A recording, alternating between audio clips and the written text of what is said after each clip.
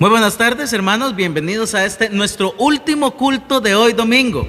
Le doy gracias a Dios porque nos has permitido estudiar esta serie de lecciones. Realmente ha sido tiempos muy lindos que hemos podido compartir estos mensajes y Dios ha hablado mucho mi corazón y estoy seguro que también al corazón de cada uno de ustedes por medio de los mensajes. Antes de continuar con nuestro culto y tener ya el estudio oficial de la palabra de Dios y de Apocalipsis, vamos a entonar unas alabanzas a nuestro Dios. Para eso va a venir nuestro director, el hermano José. Buenas tardes, hermanos. Qué bendición volver a vernos. Cantemos bien fuerte, lo único que quiero.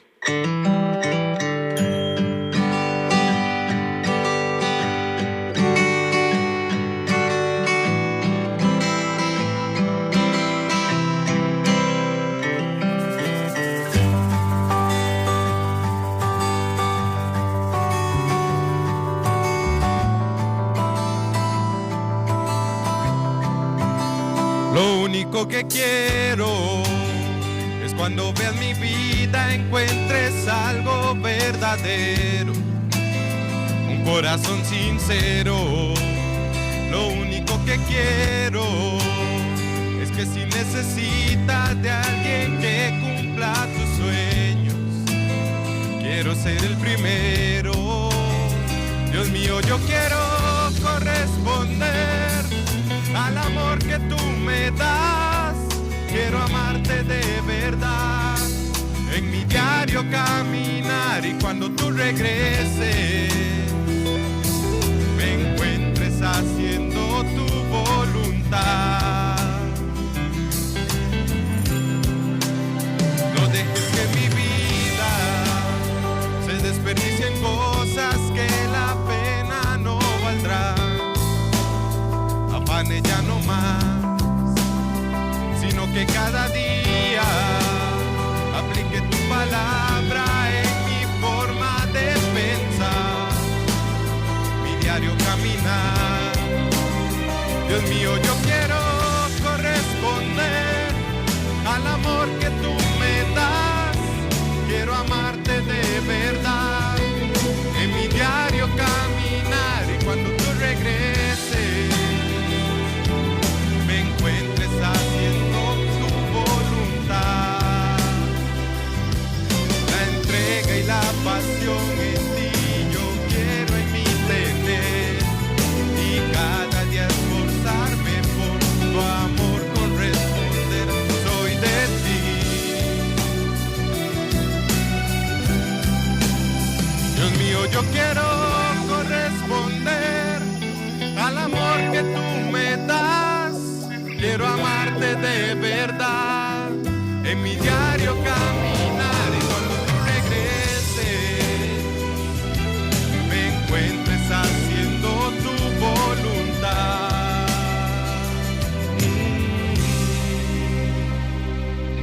Amén. Digamos una palabra de oración, hermanos. Así que oremos.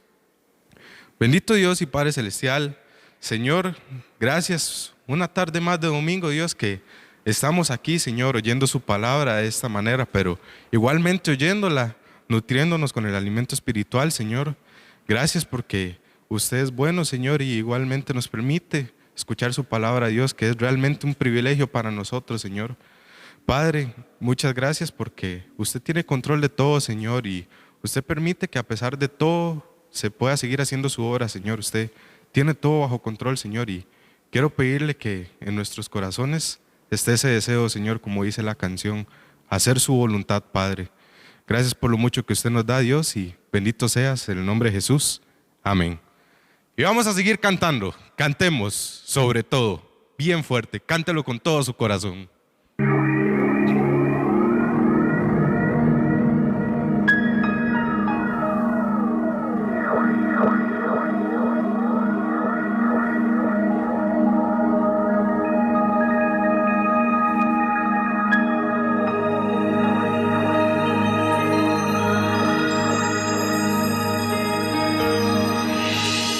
Sobre todo poder y rey, sobre toda humanidad y ley, sobre todo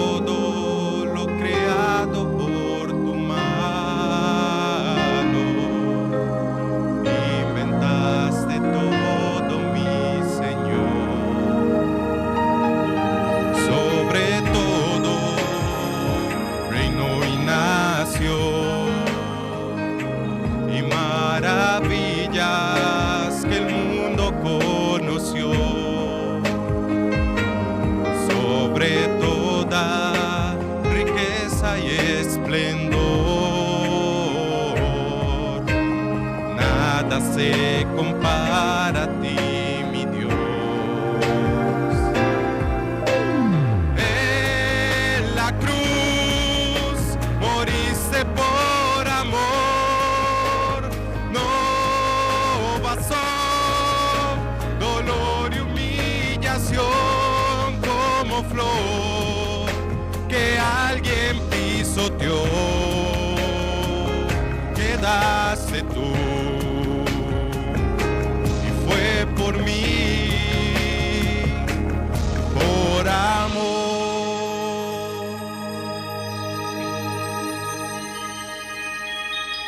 Sobre todo poder y rey, sobre toda humanidad y ley, sobre todo lo creado por tu mano, inventaste todo, mi Señor. Sobre todo reinó y nació, y maravillas que el mundo conoció. Sobre toda riqueza y esplendor, nada se compara a ti, mi Dios. En la cruz moriste por amor, no bastó dolor y humillación como flor que alguien pisoteó. Quedaste tú y fue por mí, por amor. En la cruz moriste por amor, no bastó dolor y humillación como flor que alguien pisoteó. Quedaste tú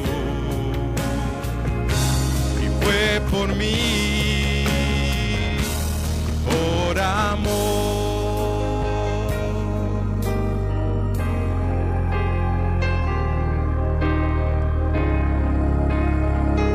Quedaste tú y fue por mí, por amor. Amén. Así es. Muchísimas gracias por esas preciosas alabanzas. Definitivamente llenan nuestro corazón de ánimo, llenan también nuestros corazones de esperanza. Vamos a continuar con nuestro estudio en esta tarde ahora, viendo otra iglesia, una iglesia más, la iglesia en Sardis.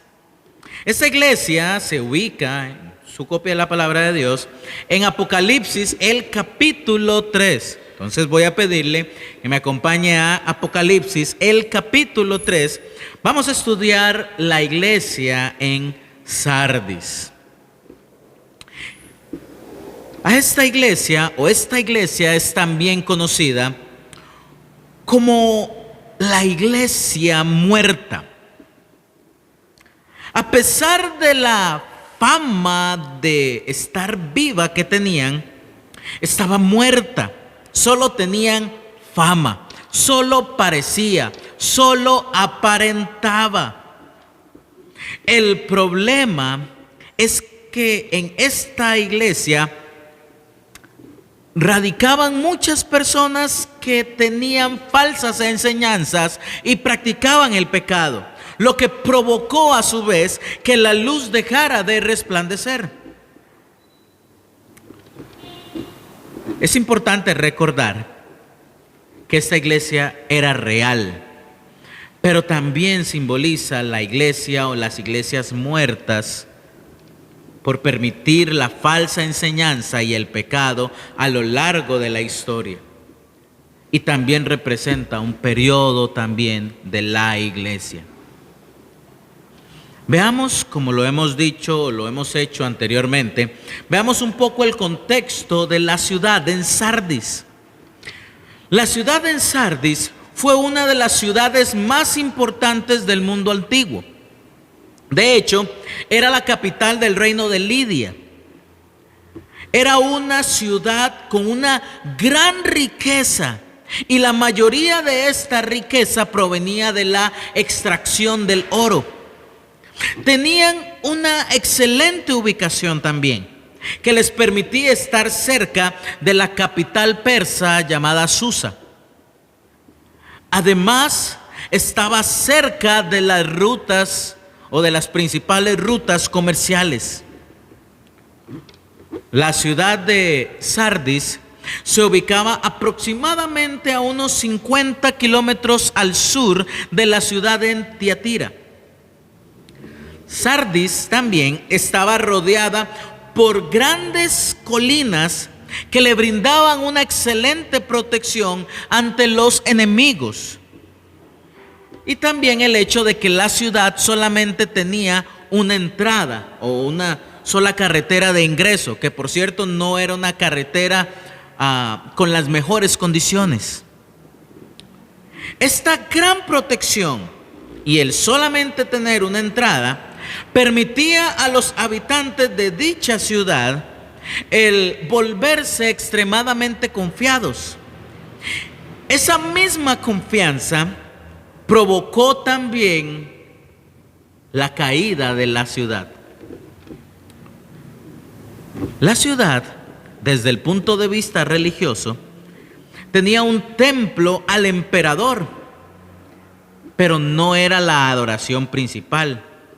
La adoración principal era para la diosa conocida como Cibeles. Esta diosa Cibeles es la misma Artemisa o Diana de los efesios. Curiosamente también, y un poquito contradictorio, la ciudad contaba con unas aguas termales donde creían, escuchen muy bien lo que creían que los dioses se manifestaban en este lugar para poder dar vida a los muertos. Algo bastante curioso y contradictorio para una iglesia que se le llamó una iglesia muerta. Leamos el versículo 1 del capítulo 3. Dice así la palabra de Dios. Escribe al ángel de la iglesia en Sardis. Escribe al pastor, al mensajero de la iglesia en Sardis. ¿Quién escribe? El que tiene los 7 espíritus de Dios y las 7 estrellas dice esto.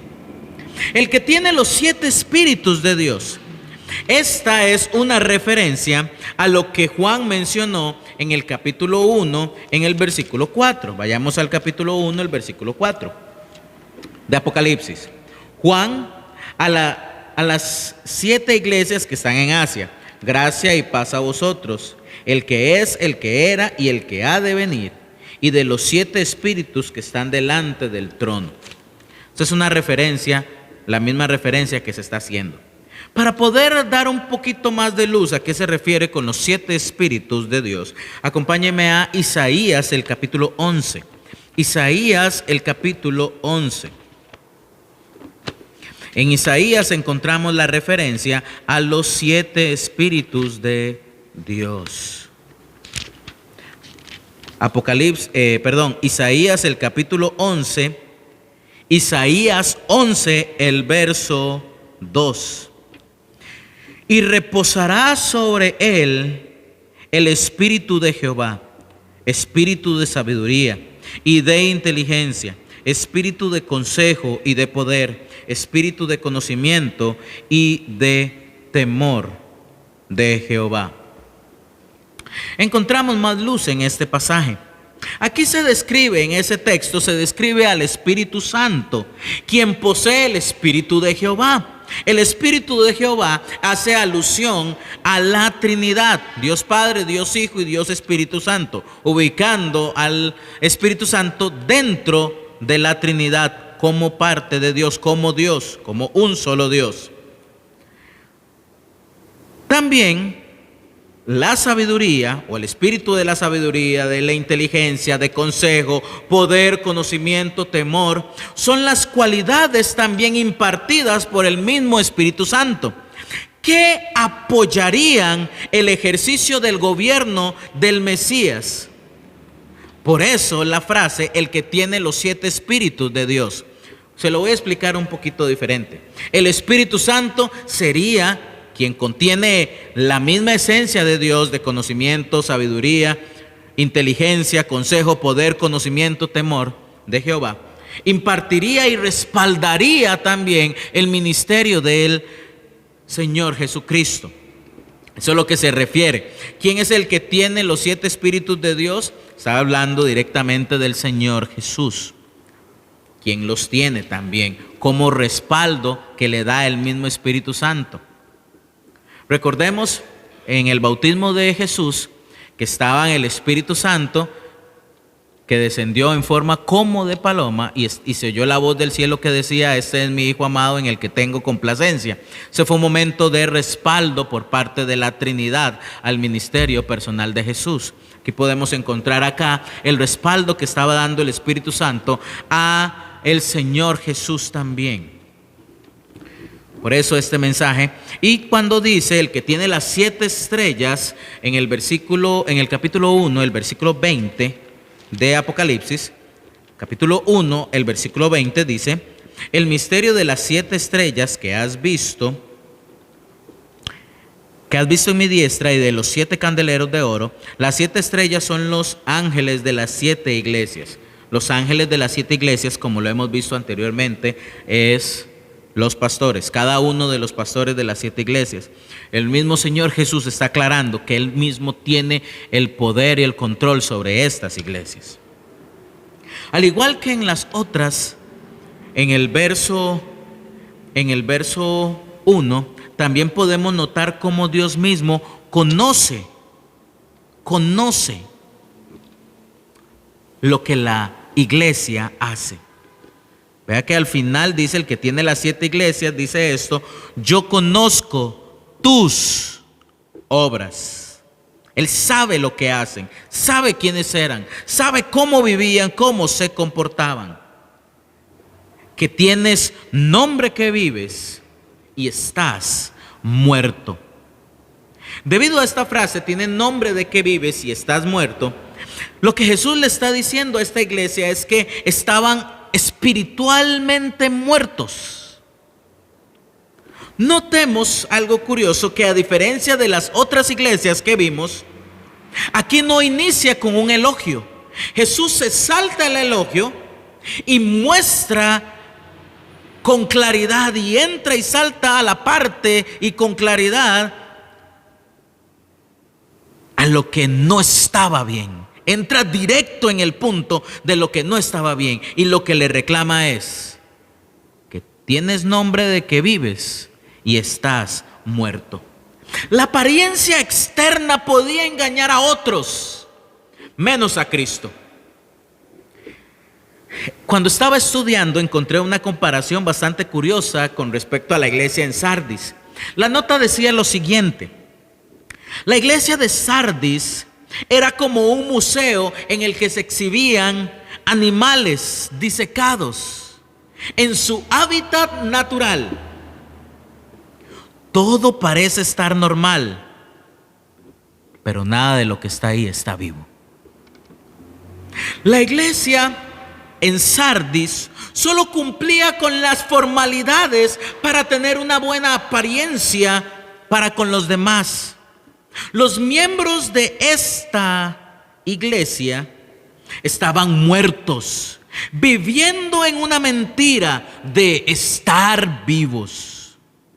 Para comprender mejor este panorama, vamos a ver el capítulo 3 nuevamente, del versículo 1, pero ahora hasta el 3. Dice así: escribe al ángel de la iglesia en Sardis: el que tiene los 7 espíritus de Dios y las 7 estrellas, dice esto: yo conozco tus obras, que tienen nombre de que vives y estás muerto.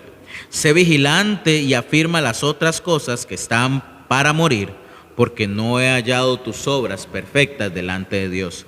Acuérdate pues de lo que has recibido y oído, y guárdalo, y arrepiéntete, pues si no velas, vendré sobre ti como ladrón, y no sabrás a qué hora vendré sobre ti.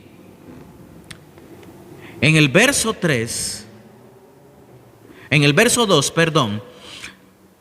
en el verso 3 se refiere al inminente castigo por parte de Dios por su falta de arrepentimiento.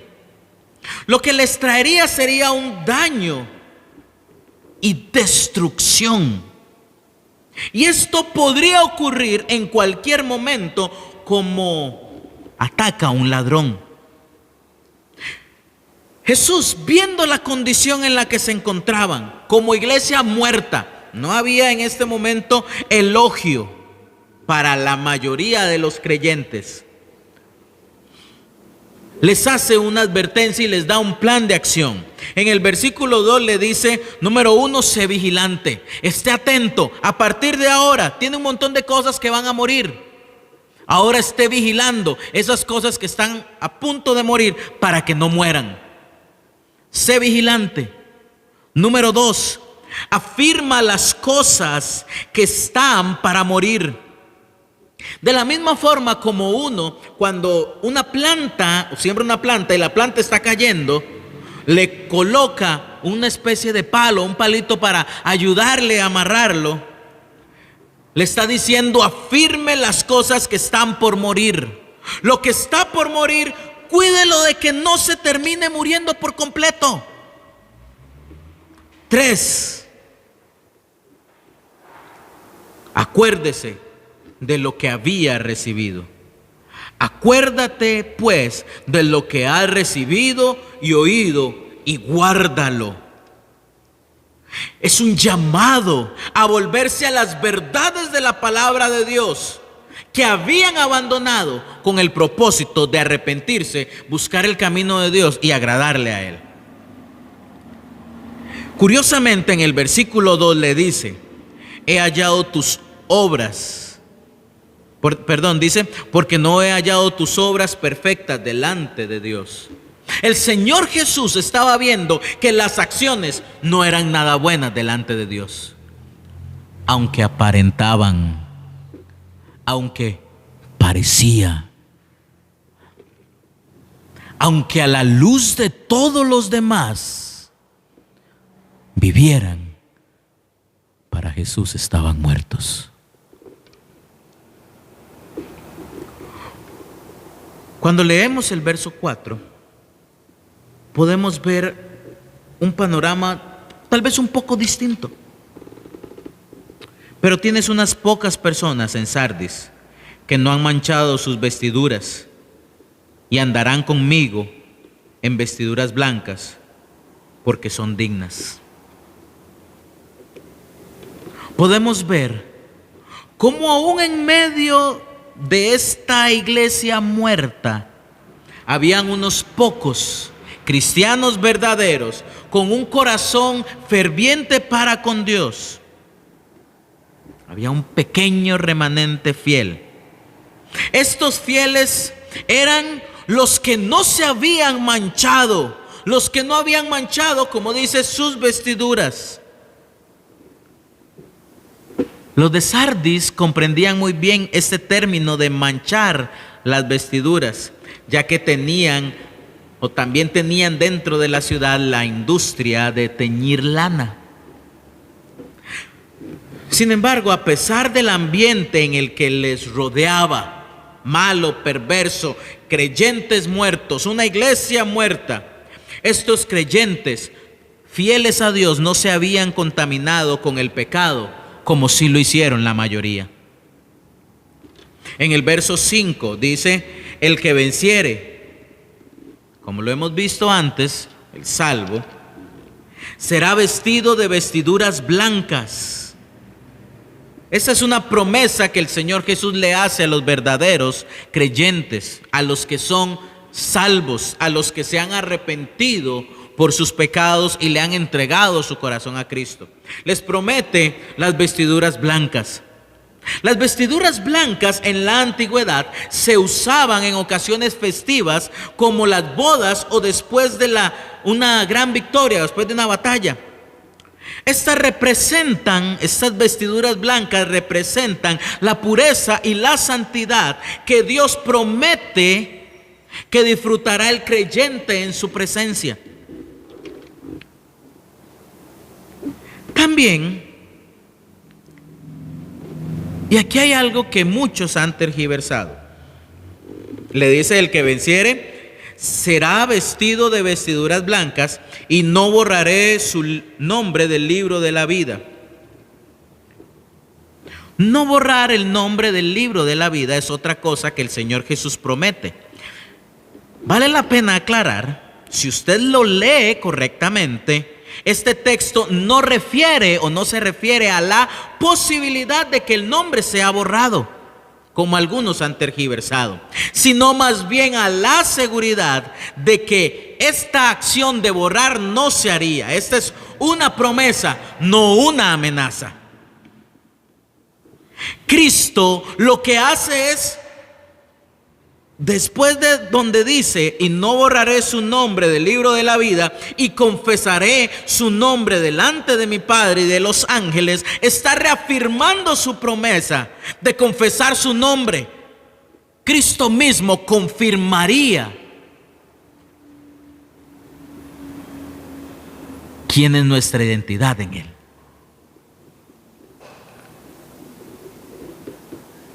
El Señor Jesús le promete a este pequeño grupo de fieles que estarían con Él,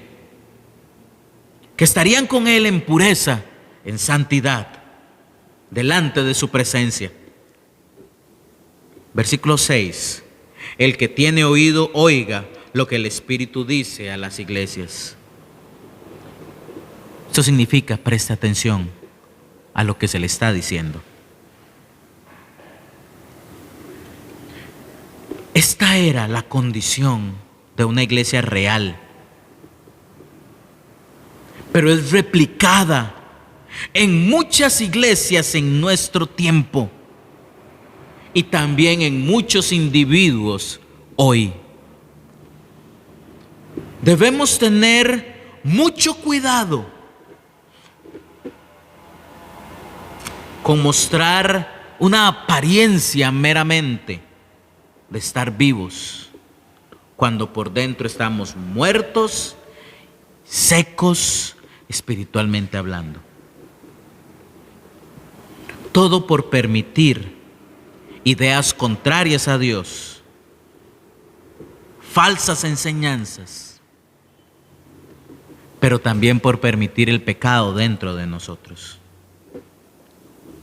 Debemos cada uno de nosotros estar atentos de la salud espiritual, de nuestra vida y salud espiritual, de la misma vida y salud espiritual de la iglesia, de lo que se enseña, para no caer en lo mismo que cayó la iglesia en Sardis.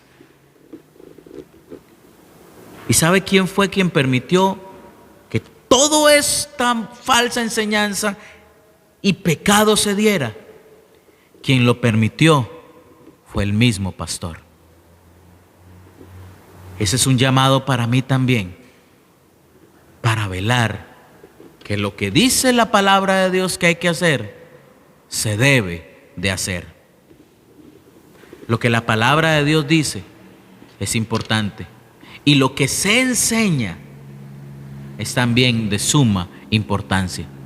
No se trata de enseñar el credo de la iglesia, de esta iglesia, lo que el pastor cree. Se trata de enseñar lo que la Biblia dice y nada más. No se pueden hacer concesiones, pero tampoco se puede tolerar el pecado. Cada uno tendrá que dar cuentas a Dios, pero como pastor tengo que vigilar porque la enseñanza y lo que se haga en la iglesia vaya acorde con lo que Dios dice, ya estableció previamente en su palabra. Amén. Muchísimas gracias, hermanos. Realmente le doy gracias a Dios por la oportunidad de haber estudiado esta iglesia. Le invito este miércoles. Este miércoles vamos a estudiar una iglesia que realmente, a pesar de lo difícil, vale la pena imitar. La iglesia en Filadelfia, le adelanto, sí fue una iglesia fiel. Es ahí hacia donde vamos, es ahí hacia donde deseamos llegar. Antes de estar despedidos, entonemos una última alabanza. Para eso va a estar igual nuestro director, el hermano José.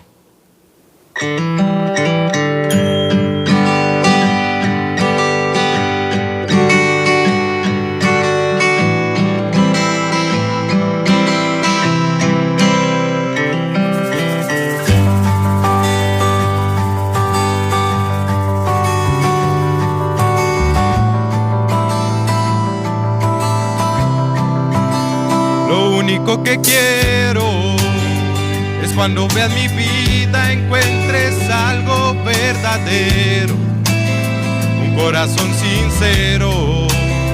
Lo único que quiero es que si necesitas de alguien que cumpla tus sueños, quiero ser el primero. Dios mío, yo quiero corresponder al amor que tú me das.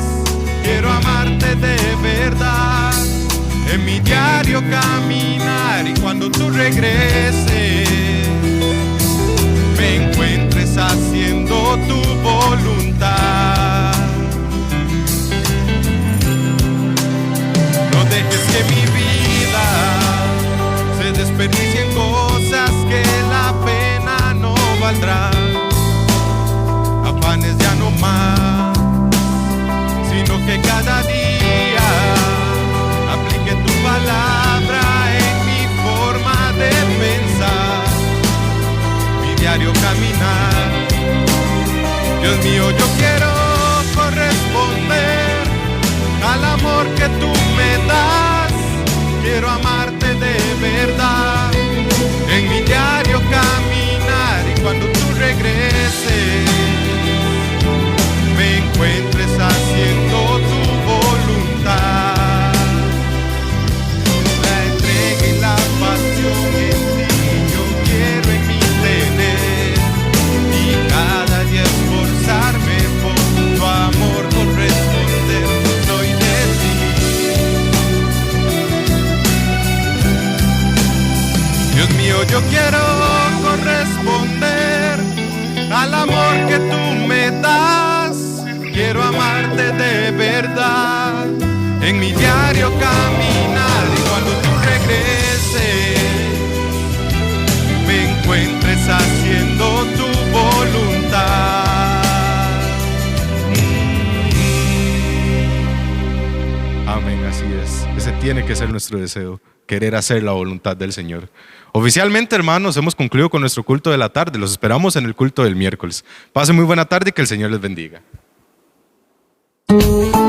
Estudie en su casa, a la hora que quiera. Hágalo en privado o en familia. Ministerio Fuente de Luz, iluminando con la palabra de Dios. Todo el estudio de las Sagradas Escrituras lo encontrarás en Fuente de Luz, con un extenso catálogo de estudios bíblicos que te ayudarán a adquirir de manera amena y conveniente el conocimiento de las verdades bíblicas. Fuente de Luz, con el estudio de la palabra de Dios.